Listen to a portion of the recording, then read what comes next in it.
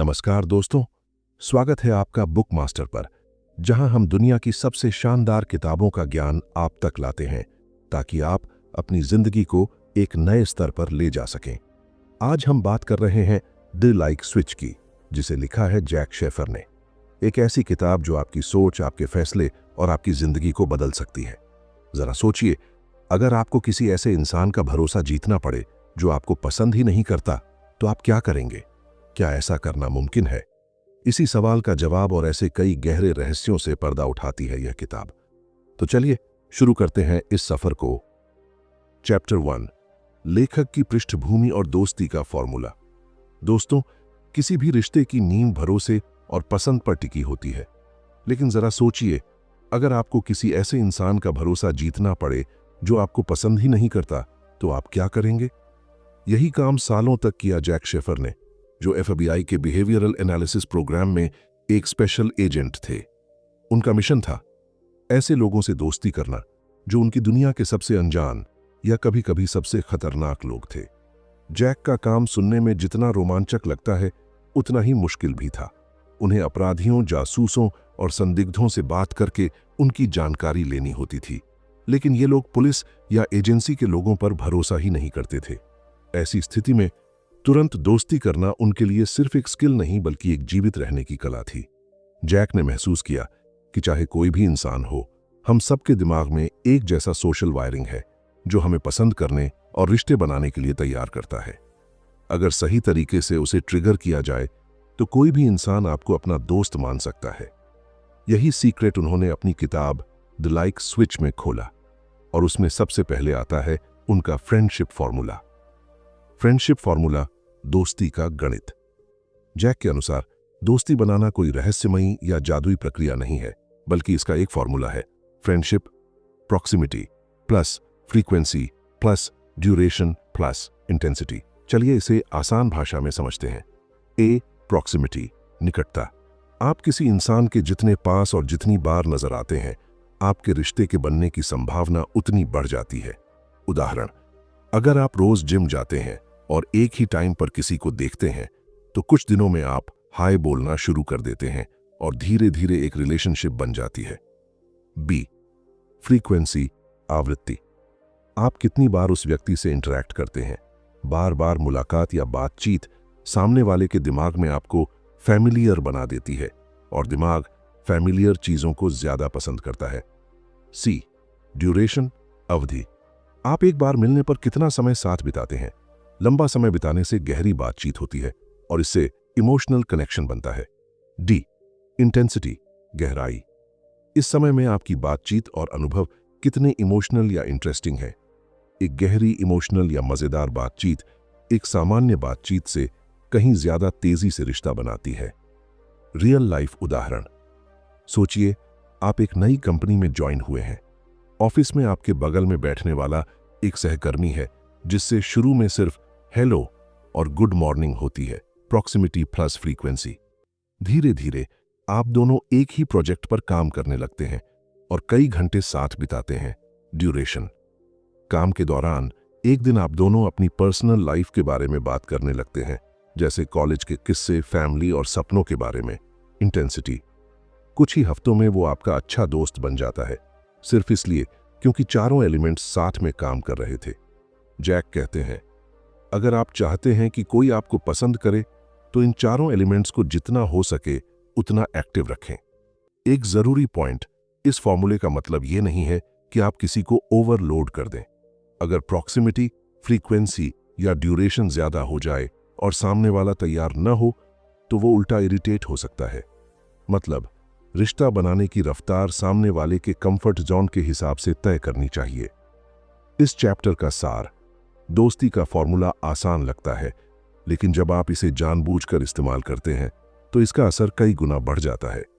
सही जगह पर मौजूद रहना, प्रॉक्सिमिटी, बार बार लेकिन सहजता से जुड़ना। फ्रीक्वेंसी, क्वालिटी टाइम देना। ड्यूरेशन, और इमोशन या मजा जोड़ना। इंटेंसिटी। ये चारों बातें मिलकर किसी को भी आपका लाइक स्विच ऑन कर सकती हैं। अब आप सोच रहे होंगे, ठीक है, जब मैं किसी के पास रहूंगा, बार बार मिलूंगा और अच्छा टाइम दूंगा, तो वो मुझे पसंद करेगा। लेकिन जरा सोचिए, अगर आपने पहली मुलाकात में ही अपने बॉडी लैंग्वेज से गलत सिग्नल दे दिया तो।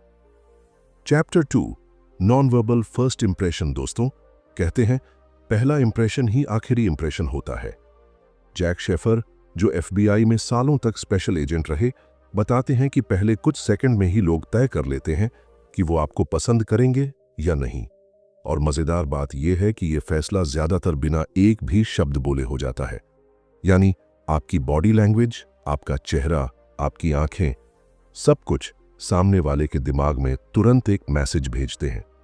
जैक इसे कहते हैं नॉन वर्बल फर्स्ट इंप्रेशन, और अगर आप इसे सही कर लें तो बाकी की बातचीत अपने आप आसान हो जाती है।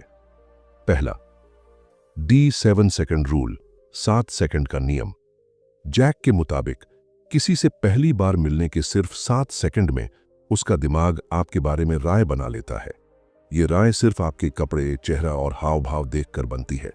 इसलिए पहली मुलाकात में आपका लक्ष्य होना चाहिए, मैं दोस्ताना और भरोसेमंद लगूं। दूसरा, the for powerful non verbal signals. A, smiling eyes, असली मुस्कान, जिसे साइंस में डुचेन स्माइल कहते हैं। इसमें सिर्फ होंठ नहीं बल्कि आंखें भी मुस्कुराती हैं।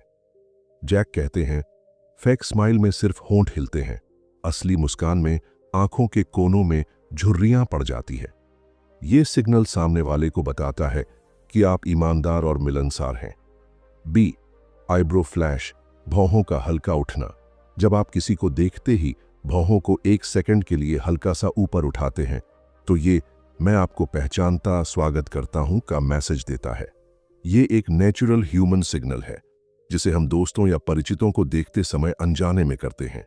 सी, हेड टिल्ट, सिर का हल्का झुकाव, सिर को हल्का सा एक तरफ झुकाना ओपननेस और नॉन थ्रेटनिंग, खतरा न होने का संकेत देता है। ये बताता है कि आप सामने वाले को सुनने और समझने के लिए तैयार हैं। डी, ओपन बॉडी लैंग्वेज, खुला हाव भाव, हाथों को क्रॉस न करना, पैरों को मजबूती से लेकिन आराम से रखना और सामने वाले की ओर झुकना, ये सब आपके फ्रेंडली और इंटरेस्टेड होने के संकेत हैं।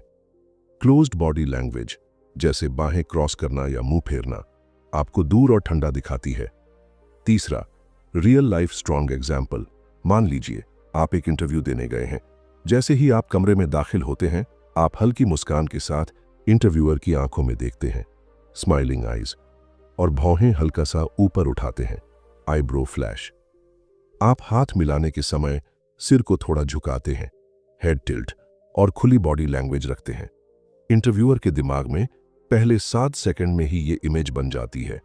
ये व्यक्ति आत्मविश्वासी, ईमानदार और कनेक्ट करने वाला है। अब आपके शब्दों को वो ज्यादा ध्यान से सुनेगा क्योंकि शुरुआत में आपने सही इंप्रेशन बना लिया है। चौथा, अवॉइडिंग नेगेटिव सिग्नल्स, गलत संकेतों से बचें। जैक चेतावनी देते हैं कि कुछ नॉनवर्बल आदतें आपके इंप्रेशन को तुरंत खराब कर देती हैं। आंखों से बचना या इधर उधर देखना, ये झूठ या असुरक्षा का संकेत देता है। हाथ जेब में रखना आत्मविश्वास की कमी या रुचि न होने का मैसेज देता है। बंद चेहरा या भौं सिकोड़ना नकारात्मक भावनाओं का संकेत देता है। पांचवां, भाई non verbal matters before words, शब्दों से पहले नॉन वर्बल क्यों जरूरी। साइकोलॉजी रिसर्च कहती है कि हमारे मैसेज का 55% बॉडी लैंग्वेज, 38% आवाज के टोन और सिर्फ 7% शब्दों से आता है। यानी अगर आपने पहली मुलाकात में सही नॉन वर्बल सिग्नल नहीं दिए तो आपके शब्दों का असर बहुत कम हो जाएगा। इस चैप्टर का सार, अगर आप चाहते हैं कि कोई आपको पहली ही मुलाकात में पसंद करे तो मुस्कुराइए आंखों से भी, आईब्रो फ्लैश से स्वागत कीजिए, सिर हल्का झुकाकर ओपननेस दिखाइए, खुली बॉडी लैंग्वेज रखिए। ये छोटे छोटे कदम आपके लाइक स्विच को ऑन कर देंगे बिना एक शब्द कहे। अब तक आपने सीखा कि बिना बोले कैसे इंप्रेशन बनाया जाए, लेकिन क्या होगा जब बातचीत शुरू हो? आगे हम जानेंगे वो 4 सुनहरे नियम जो सामने वाले को आपसे तुरंत जुड़ाव महसूस कराते हैं और जो आपके रिश्ते की नींव रखते हैं। Chapter 3, law of attraction. दोस्तों, पिछले पार्ट में हमने सीखा कि पहली मुलाकात में बिना बोले अच्छा इंप्रेशन कैसे बनाया जाए। अब सवाल यह है, जब बातचीत शुरू हो जाए तो ऐसा क्या किया जाए कि सामने वाला आपकी तरफ खिंचता चला आए। जैक शेफर के अनुसार इंसानों में आकर्षण, अट्रैक्शन, कोई रहस्यमय ताकत नहीं है, बल्कि कुछ साइकोलॉजिकल नियमों का नतीजा है। अगर आप इन नियमों को समझकर लागू करते हैं तो लोग सिर्फ आपको पसंद ही नहीं करेंगे, बल्कि आपको अपने सर्कल में रखना चाहेंगे। पहला, लॉ ऑफ सिमिलैरिटी, समानता का नियम। हम उन लोगों को ज्यादा पसंद करते हैं जिनकी सोच, आदतें या बैकग्राउंड हमारे जैसे होते हैं। जैक कहते हैं, people like people who are like them. लोग उन लोगों को पसंद करते हैं जो उनके जैसे होते हैं। कैसे लागू करें? बातचीत में ऐसे टॉपिक खोजें जहां आपकी और सामने वाले की राय या अनुभव मिलते हो। ध्यान दें, जबरदस्ती समानता दिखाने की कोशिश नकली लग सकती है। दूसरा, लॉ ऑफ कॉम्प्लीमेंट्स, तारीफ का नियम। हर इंसान चाहता है कि उसे नोटिस किया जाए और उसकी वैल्यू समझी जाए।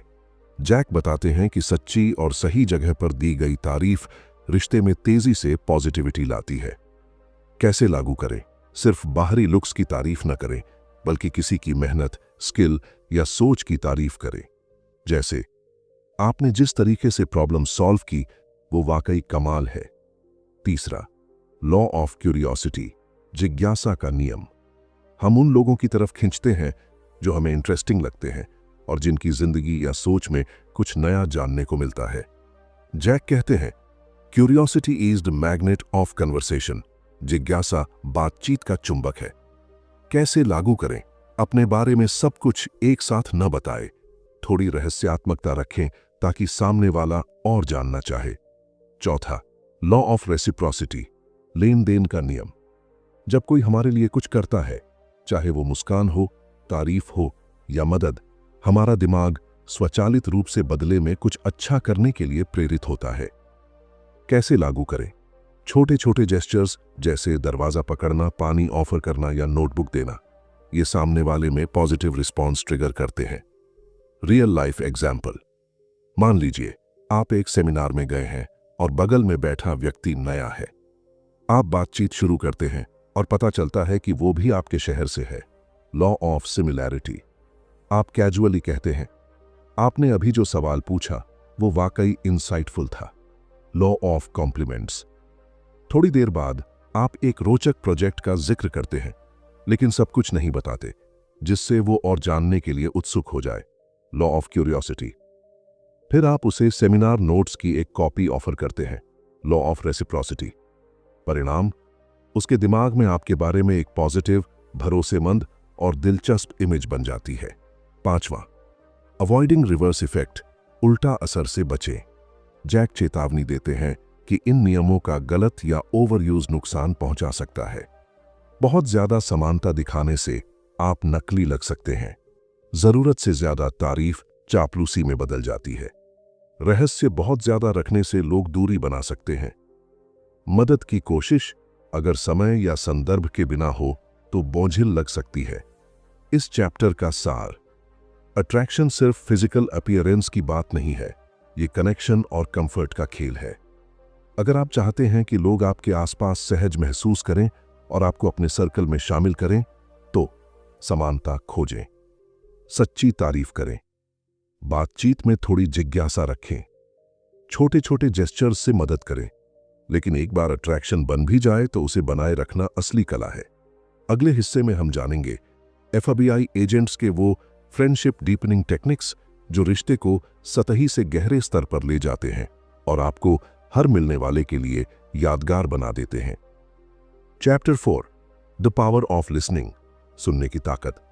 दोस्तों, जैक शेफर कहते हैं, listening is not waiting for your turn to talk, यानी सुनना सिर्फ चुप रहकर इंतजार करना नहीं है कि कब सामने वाला बोले और कब आप जवाब दें।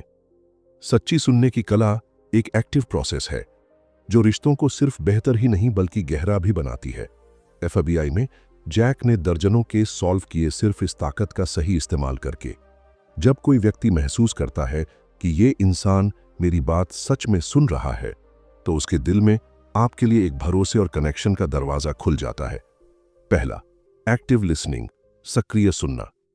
जैक बताते हैं कि एक्टिव लिसनिंग का मतलब है सामने वाले की बातों को सिर्फ सुनना ही नहीं, बल्कि उनके पीछे की भावनाओं और इरादों को भी समझना।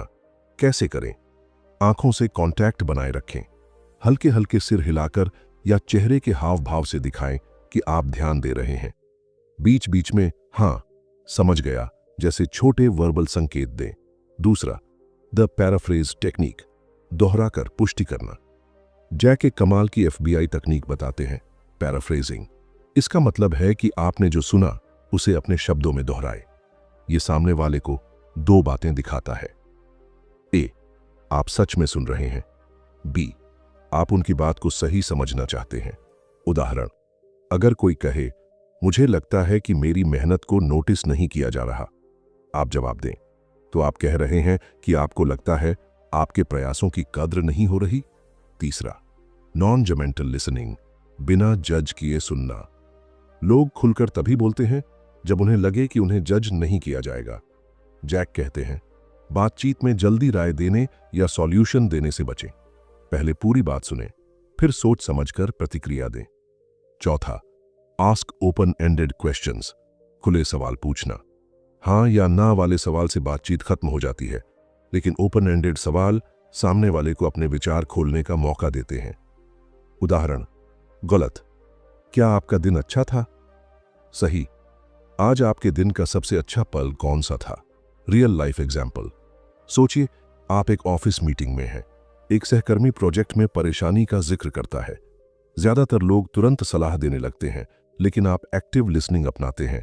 आप आंखों से कांटेक्ट रखते हैं, सिर हिलाते हैं और कहते हैं, तो आपको लगता है कि टाइमलाइन बहुत टाइट है और इससे क्वालिटी पर असर पड़ सकता है। वो व्यक्ति तुरंत महसूस करेगा कि आपने न सिर्फ सुना बल्कि समझा भी। बाद में यही सहकर्मी आपको एक भरोसेमंद साथी मानेगा और यही छोटे छोटे मोमेंट्स रिश्तों की बुनियाद रखते हैं। पांचवा, why listening is more attractive than talking, सुनना बोलने से ज्यादा आकर्षक क्यों है? जैक बताते हैं कि लोग उन लोगों के साथ ज्यादा समय बिताना पसंद करते हैं जो उन्हें सुना और समझा हुआ महसूस कराते हैं। सुनना आपको ज्यादा इंटरेस्टिंग से ज्यादा इंटरेस्टेड दिखाता है और यही लंबी चलने वाली दोस्ती का राज है। छठा, कॉमन लिसनिंग मिस्टेक्स, सुनने की आम गलतियां। बीच में रोकना या अपनी कहानी शुरू कर देना, फोन चेक करना या इधर उधर देखना, मन ही मन जवाब तैयार करना बजाय सामने वाले की बात महसूस करने के। इस चैप्टर का सार, good listeners are like rare gems, people hold on to them, यानी अच्छे लिसनर्स दुर्लभ रत्नों की तरह होते हैं, लोग उन्हें छोड़ना नहीं चाहते। अगर आप अपनी पर्सनालिटी में सिर्फ एक स्किल जोड़ना चाहें तो ये होनी चाहिए, लिसनिंग। लेकिन सिर्फ सुनना काफी नहीं। अगला हिस्सा आपको बताएगा कि कैसे सही शब्द सही समय पर बोलकर आप अपने रिश्ते को साधारण से असाधारण में बदल सकते हैं। और ये ट्रिक एफबीआई एजेंट्स हर बातचीत में इस्तेमाल करते हैं। चैप्टर 5, बिल्डिंग रैपोर फर्स्ट, तेजी से भरोसा और कनेक्शन बनाना। जैक शेफर के मुताबिक एफबीआई एजेंट्स के लिए रैपोर बनाना मतलब सिर्फ दोस्ताना व्यवहार नहीं है, बल्कि जल्दी से इतना भरोसा बना लेना कि सामने वाला अपना गार्ड नीचे कर दे और खुलकर बातचीत करे। दैनिक जिंदगी में भी ये स्किल वैसी ही पावर रखती है। इंटरव्यू, बिजनेस मीटिंग, नेटवर्किंग या नए रिश्तों में अगर आप जल्दी से कनेक्शन बना लेते हैं तो आगे का सफर आसान हो जाता है। पहला, द गोल्डन मिनट रूल, सुनहरा पहला मिनट। जैक बताते हैं कि किसी भी मुलाकात के पहले 60 सेकंड रैपोर बनाने के लिए सबसे अहम होते हैं। इस छोटे से समय में आपकी बॉडी लैंग्वेज, आंखों का कांटेक्ट और शुरुआती शब्द तय करते हैं कि सामने वाला आपको किस तरह देखेगा। कैसे लागू करें? मुस्कुराइए, हल्का सा सिर हिलाइए और आंखों से गर्मजोशी का संकेत दीजिए। एक सच्ची छोटी सी तारीफ या हल्का सा पॉजिटिव कमेंट माहौल खोल देता है। दूसरा, द एम्पैथी ब्रिज, सहानुभूति का पुल। रैपोर सिर्फ हंसाने या बातें करने से नहीं बनता, बल्कि सामने वाले की भावनाओं को समझने से बनता है। एम्पैथी दिखाना मतलब आई गेट यू, यानी मैं आपको समझता हूं। कैसे लागू करें? जब कोई अपनी परेशानी या खुशी शेयर करे तो खुद को उनकी जगह पर रखकर रिस्पॉन्ड करें। जैसे, अगर मैं आपकी जगह होता तो मुझे भी ऐसा ही लगता। तीसरा, मिररिंग, आईना तकनीक। ये एफबीआई की सबसे फेमस तकनीकों में से एक है।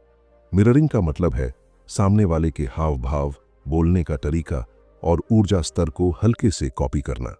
जब कोई देखता है कि आप उनके जैसी एनर्जी और मूवमेंट में हैं, तो उनके दिमाग में एक सबकॉन्शियस सिमिलैरिटी की भावना पैदा होती है। ध्यान रखें, ये बहुत सटल होना चाहिए, वरना नकली लगेगा। चौथा, द शेयर्ड सीक्रेट मेथड, साझा राज का तरीका। जैक कहते हैं shared secrets create instant intimacy, यानी अगर आप किसी के साथ कोई छोटा सा पर्सनल फैक्ट या अनुभव शेयर करते हैं तो वो भी आपको ओपन होकर जवाब देने लगता है। कैसे लागू करें? ये राज बहुत निजी ना हो, बल्कि ऐसा हो जो भरोसा और हल्का कनेक्शन बनाए। जैसे, मुझे मीटिंग्स में हमेशा हल्की सी नर्वसनेस होती है, लेकिन मैं स्माइल से कवर कर लेता हूं। पांचवा, फाइंड कॉमन ग्राउंड फर्स्ट, जल्दी समानता खोजें। जैक के अनुसार रैपोर्ट तेजी से बनाने का सबसे तेज रास्ता है कोई साझा अनुभव या रुचि ढूंढना। ये कुछ भी हो सकता है, एक जगह, एक शौक, एक पसंदीदा खाना। रियल लाइफ एग्जाम्पल, मान लीजिए आप एयरपोर्ट पर बिजनेस फ्लाइट के लिए इंतजार कर रहे हैं और बगल में बैठा यात्री वही किताब पढ़ रहा है जो आपने हाल ही में खत्म की है। आप मुस्कुराकर कहते हैं, अरे ये तो मेरी भी फेवरेट बुक है, आपने अभी कौन सा चैप्टर पढ़ा? वो व्यक्ति तुरंत रिलेट करता है और कुछ मिनटों में आपकी बातचीत किताब से करियर, ट्रैवल और पर्सनल इंटरेस्ट तक पहुंच जाती है। यहां गोल्डन मिनट, कॉमन ग्राउंड और एम्पैथी ब्रिज तीनों काम कर गए। छठा, अवॉइड ओवर इगरनेस, जरूरत से ज्यादा उतावलेपन से बचें। रैपोर्ट जल्दी बनाना जरूरी है, लेकिन अगर आप बहुत जल्दी गहरे विषयों में उतरने लगते हैं तो सामने वाला असहज हो सकता है। जैक कहते हैं rapport is like cooking, too much heat too soon can burn it, यानी जैसे खाना पकाने में तेज आंच जल्दी डालने से जल जाता है, वैसे ही रिलेशनशिप में भी उतावलापन नुकसान करता है। इस चैप्टर का सार, रैपोर जल्दी बनाने के लिए आपको चाहिए: ए, पहले मिनट में पॉजिटिव एनर्जी, बी, सहानुभूति दिखाना, सी, हल्का सा मिररिंग, डी, कोई छोटा शेयर्ड सीक्रेट, ई, जल्दी कोई कॉमन ग्राउंड ढूंढना। ये सिर्फ ट्रिक्स नहीं है, ये इंसानी रिश्तों की नींव है जिन्हें FBI एजेंट्स भी फील्ड में अपनाते हैं। लेकिन जब रैपोर बन जाए तो इसे लंबे समय तक बनाए रखने और गहराने के लिए एक सबसे पावरफुल स्किल है ट्रस्ट मेंटेनेंस। अगले हिस्से में हम जानेंगे वो छोटे छोटे जेस्चर्स और बातचीत के तरीके जो सालों तक रिश्तों को ताजा और मजबूत रखते हैं। चैप्टर 6, डेंजर सिग्नल्स, खतरे के संकेत। जैक शेफर कहते हैं रिश्तों को बनाना और गहरा करना जितना जरूरी है उतना ही जरूरी है यह समझना कि कब दूसरा व्यक्ति दूरी बना रहा है या कब आप अनजाने में कोई गलती कर रहे हैं। इन संकेतों को नजरअंदाज करना मतलब धीरे धीरे एक कनेक्शन का टूटना। डेंजर सिग्नल्स वो सटल, सूक्ष्म संकेत हैं जो बताते हैं कि सामने वाला या तो असहज है, नाराज है या आपके साथ इंटरेक्शन कम करना चाहता है। अगर आप इन्हें जल्दी पकड़ लेते हैं तो आप नुकसान होने से पहले सुधार सकते हैं। पहला, ब्रेकिंग आई कांटेक्ट, नजरें चुराना। जैक बताते हैं कि बातचीत में लगातार आंखों का संपर्क टूटना अक्सर ये दर्शाता है कि सामने वाला डिसइंटरेस्टेड है या असहज है, खासकर अगर वो बार बार मोबाइल, घड़ी या दरवाजे की तरफ देख रहा हो। ये लेट्स रैप दिस अप, यानी चलो अब खत्म करें, का सिग्नल हो सकता है। दूसरा, बॉडी ओरिएंटेशन, शरीर का रुख बदलना। जब कोई आपके साथ सहज होता है तो उसका शरीर आपकी तरफ खुला रहता है, लेकिन अगर पैरों, कंधों या धड़ का रुख धीरे धीरे दूसरी दिशा में हो जाए तो यह संकेत है कि वो दूरी बनाना चाहता है। तीसरा, माइक्रो एक्सप्रेशंस, चेहरे के सूक्ष्म भाव। FBI में जैक ने सीखा कि माइक्रो एक्सप्रेशन, जो सिर्फ फ्रैक्शंस ऑफ अ सेकंड तक रहते हैं, अक्सर सच्ची भावनाएं उजागर करते हैं। उदाहरण, हल्की भौं सिकुड़ना, असहमति, होंठ दबाना, गुस्सा रोकना या असहजता। चौथा, रिड्यूस्ड एंगेजमेंट, प्रतिक्रिया में कमी। अगर पहले जो व्यक्ति लंबी बातें करता था अब सिर्फ हाँ या ठीक है जैसे छोटे जवाब देने लगे, तो ये एक रेड फ्लैग है। ये बदलाव अचानक भी आ सकता है या धीरे धीरे भी। पांचवा, फिजिकल बैरियर्स, भौतिक अवरोध। बातचीत के दौरान बैग, किताब या यहां तक कि हाथों को क्रॉस करना भी एक अनजाना बैरियर बनाता है जो दूरी का संकेत देता है। जैक कहते हैं, when people create barriers they are creating space physically and emotionally. यानी जब लोग बाधाएं बनाते हैं तो वे शारीरिक और भावनात्मक दूरी बना रहे होते हैं। छठा, इनकॉन्ग्रुएंट वर्ड्स एंड एक्शंस, शब्द और हाव भाव का मेल ना होना। अगर कोई कह रहा है मैं खुश हूं लेकिन चेहरे पर मुस्कान नहीं है, तो ये एक डेंजर सिग्नल है। एफबीआई एजेंट्स इसे तुरंत पकड़ते हैं क्योंकि ये अक्सर छुपी हुई नाराजगी, तनाव या झूठ का संकेत होता है। रियल लाइफ एग्जाम्पल, मान लीजिए आप एक क्लाइंट मीटिंग में हैं। पहले क्लाइंट खुलकर चर्चा करता था, लेकिन आज वो सिर्फ छोटे जवाब देता है, बार बार फोन देखता है और उसकी कुर्सी आपके विपरीत दिशा में मुड़ी हुई है। अगर आप इन संकेतों को नहीं पकड़ेंगे तो आप सोचेंगे कि बस वो व्यस्त है, लेकिन असल में शायद कोई असंतोष या गलतफहमी बढ़ रही हो। अगर आप तुरंत ये पूछ लें, क्या अभी ये समय आपके लिए सही नहीं है, हम बाद में बात कर सकते हैं, तो आप रिश्ते को बिगड़ने से पहले बचा सकते हैं।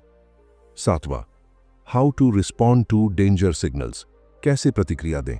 जैक की सलाह, पॉज एंड ऑब्जर्व, तुरंत बोलने या रिएक्ट करने की बजाय संकेत की पुष्टि करें।